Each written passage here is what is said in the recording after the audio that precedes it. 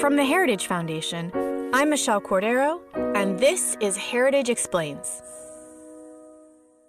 This month, your administration directed federal agencies to end racial sensitivity training that addresses white privilege or critical race theory. Why did you decide to do that, to end racial sensitivity training? And do you believe that there is systemic racism in this country, sir? I ended it because it's racist. I ended it because a lot of people were complaining that they were asked to do things that were absolutely insane, that it was a radical revolution that was taking place in our military, in our schools, all over the place, and you know it, and so does everybody else. Radical, and he would know. What is radical it was totally about racist. racial sensitivity training? President Trump and Fox News' Chris Wallace are talking about critical race theory. The topic came up briefly in the first presidential debate. But what is critical race theory? It's such an academic term. Wallace called it racial sensitivity training, which is easier to digest, but is that what it really is? Does this sound like a fruitful exercise in equality? Here's what happened at Sandia National Laboratories, which designs America's nuclear weapons. In one case at the Sandia National Nuclear Laboratories, they held a segregated training session, a segregated re-education camp for white male executives, where they took them away for a weekend and they were teaching them how to deconstruct their white male culture, how to accept their complicity in white supremacy, and then force them to write letters, including some letters of apology to women and people of color, all under this idea of kind of denouncing their own whiteness and doing better to join this kind of critical race theory, honestly an indoctrination cult. That's Christopher Rufo, a visiting fellow for Heritage's Domestic Policy Studies and our guest today. The concept of these taxpayer-funded critical race theory trainings entered the mainstream conversation after Rufo released an exposé. His investigation led to an outpouring of other examples from whistleblowers in the federal government who shared their own experiences. Today, Rufo will share more examples of what he found and help us understand the destructive roots of critical race theory and how it's dividing America. Thank you so much for joining us today. It's great to be with you. Chris, I wanted to start out by asking if you could explain at a 101 level what critical race theory is, because it sounds pretty academic. Yeah, it is academic. The origins of it are in the academy. And critical race theory is the idea that the United States is a fundamentally racist country, and that all of our institutions, including the law, culture, business, the economy, are all, designed to maintain white supremacy. And the critical race theorists argue that all of these institutions are, in a sense, beyond reforming. They really need to be kind of completely dismantled in order to liberate the oppressed people. And it sounds extreme. And I think the best way to think about it is you take the old Marxist concept of the proletariat and the bourgeoisie, or the oppressed and the oppressor. But instead of looking at it in economic terms, as Marx did, you change it and you kind of graft the new identity politics, and you think of it in racial terms. So instead of the poor and the rich, it's essentially the white and the people of color are the two dynamics. And this is the new oppressor and oppressed. And all of the old kind of Marxist kind of dialectic is really just reinterpreted through the lens of race. And that's really at the heart of critical race theory. And then what you see is that basic academic concept is repackaged in diversity trainings, articles, academic literature, HR programs. But that's really the kind of key core philosophical concept at its heart. So that we're all sort of unconsciously racist or biased in some way.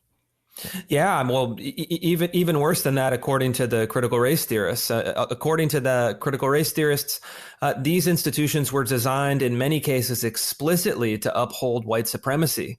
And then over time, they've shifted where we don't have kind of explicit racism, slavery, then segregation. And they basically say, oppression hasn't been abolished. Oppression has simply become more sophisticated, become more subtle, become more insidious. So they're, make the argument that we have a system today that is akin to slavery, but it's more kind of implicit, it's more subconscious, it's more kind of hidden. Again, the constant is that they hold is that kind of racism and white supremacy are constant. They're ubiquitous. They're everywhere at all times. It's just up to the kind of intelligentsia or the kind of vanguard to understand it, uncover it, and demolish it. So you did a really big thing here, and your investigative reporting showed everyone how this theory is infiltrating our federal government. Can you give us some examples of what you found? Exactly. So critical race theory, the concept that has been percolating in academic circles, really in force since the 1990s. It used to be that you could dismiss it. You could say, well, that's just some academics at universities that are doing this stuff. But what's happened in the subsequent years is that it's migrated from the academy into the nonprofit sector, into the philanthropy sector, into the education sector, and into the bureaucracy, so into the actual public government sector. And what I uncovered in my investigative reporting is that critical race theory has really become the default operating ideology of the federal government. And I uncovered a series of critical race theory based trainings at more than a half dozen, actually, at this point, more than a dozen government agencies, where in one case at the Sandia National Nuclear Laboratories, they held a segregated training session, a segregated re-education camp for white male executives, where they took them away for a weekend and they were teaching them how to deconstruct their white male culture, how to accept their complicity in white supremacy, and then force them to write letters, including some letters of apology to women and people of color, all under this idea of kind of denouncing their own whiteness and doing better to join this kind of critical race theory, honestly, an indoctrination cult. And other examples were similar. They were really expounding on the kind of most toxic and divisive elements of critical race theory, singling out people on the basis of race, judging people on the basis of race, in some cases even harassing people on the basis of race, which is not only kind of awful and distasteful, but it's also likely illegal as a violation of the Civil Rights Act. So after all of this reporting, I kind of hammered away at this agency after agency after agency, predominantly using whistleblower documents that showed exactly what was happening. And then appearing on Laura Ingraham and then Tucker Carlson for a feature segment. I put out the call, and the president answered the call. And the White House put out a brilliant executive order basically saying you can no longer teach the kind of toxic and divisive concepts of critical race theory in the government, in the military, and also in corporations that are federal contractors. Another thing I think we should really highlight further is that these trainings are taxpayer funded, and there are agencies that are profiting off of this. How much do these trainings cost, and are there specific figures that are well known for these types of things? Yeah, it's a huge industry. I think, 15 years ago, I believe they estimated it as an $8 billion industry. I imagine that it's grown, sizably. On kind of my back of the envelope estimate is it's probably a $25 billion industry. Diversity, equity, and inclusion. And some of these trainers bill the federal government just absurd amounts. A man named Howard Ross, who's been highlighted in my reporting, according to federal records, has billed the government more than $5 million in the past 15 years for these kind of trainings, including stuff like a $500,000 training for NASA called a Power and Privilege Sexual Orientation Workshop, So this has become a lucrative business for, essentially race trainers that are brought in to government agencies to essentially teach the tenets of critical race theory, to denounce people on the basis of those theories. And then collect checks at the back end. And, needless to say, none of this has a basis in scientific fact. The evidence for many of these convictions is non-existent. And in fact, a study from Harvard University of 800 organizations over a time frame of 30 years found that diversity trainings do nothing to actually bring people together, to improve working conditions. And in some cases, they actually harm the workforce. And my own reporting can kind of confirm that, where people are, in some cases, joining public service. They want to work for the government to deliver services to the public, to do the public good. And then they find themselves in the midst of these extremely ideological struggle sessions. And they're intimidated, they're scared, they're angry, they're hurt. And employees of all racial backgrounds have told me this has no place in the government, and thank you for getting rid of it.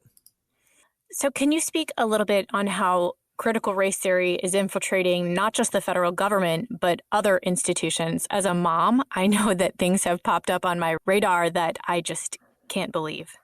Yeah, it's everywhere. And I think that we've kind of fallen asleep, unfortunately, as these things have pervaded all of the institutions. I mean, corporations are going kind of full scale into this.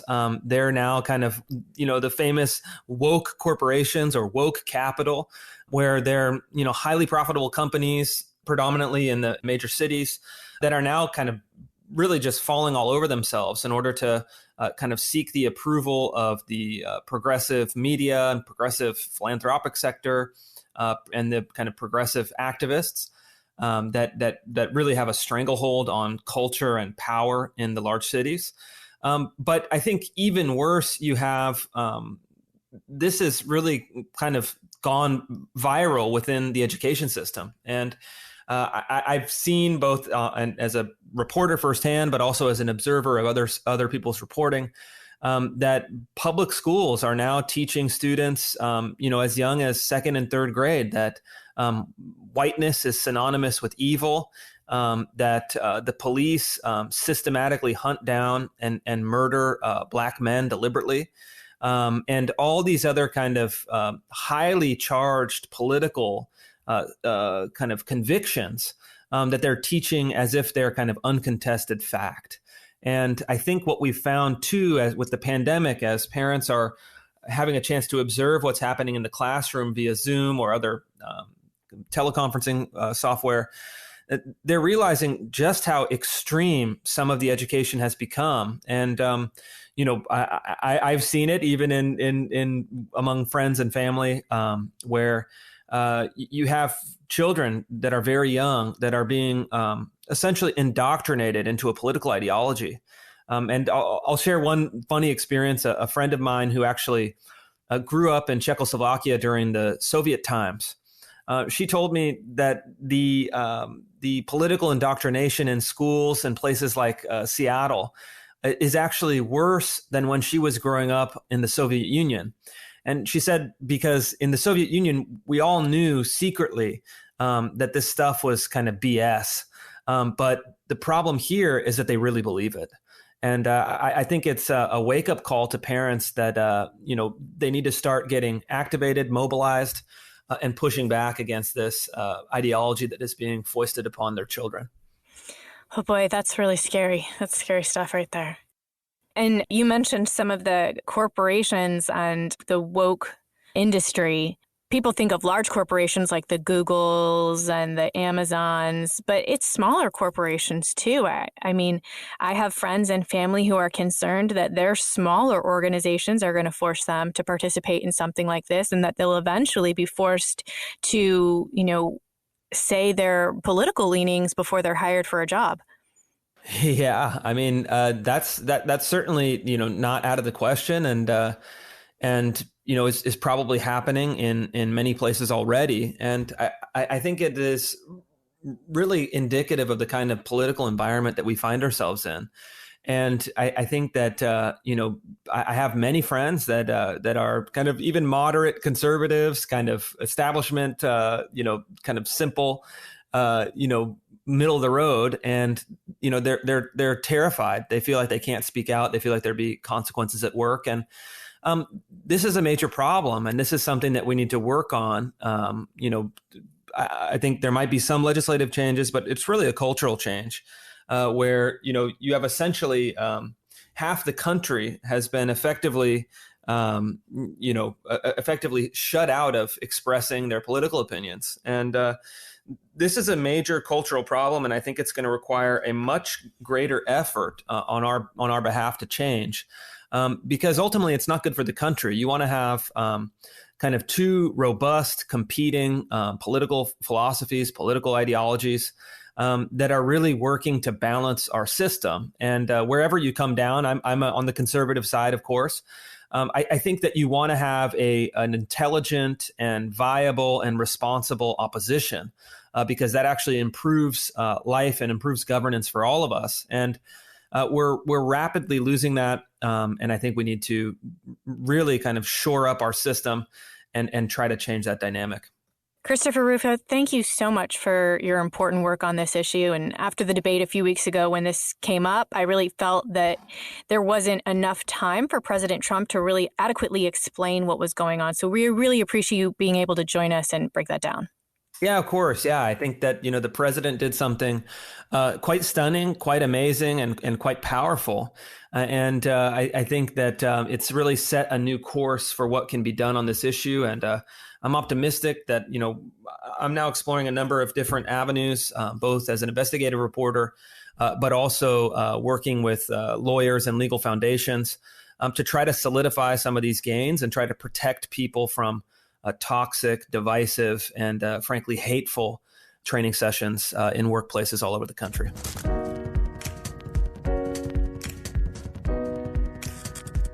And that's it for this week's episode. I'm going to link to Chris's expose in our show notes in case you want to read further.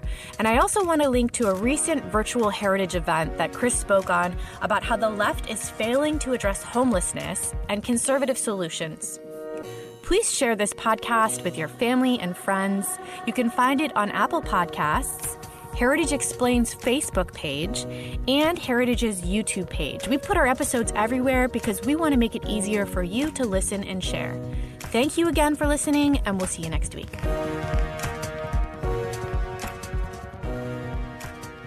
Heritage Explains is brought to you by more than 500,000 members of the Heritage Foundation. It is produced by Michelle Cordero and Tim Desher, with editing by John Popp.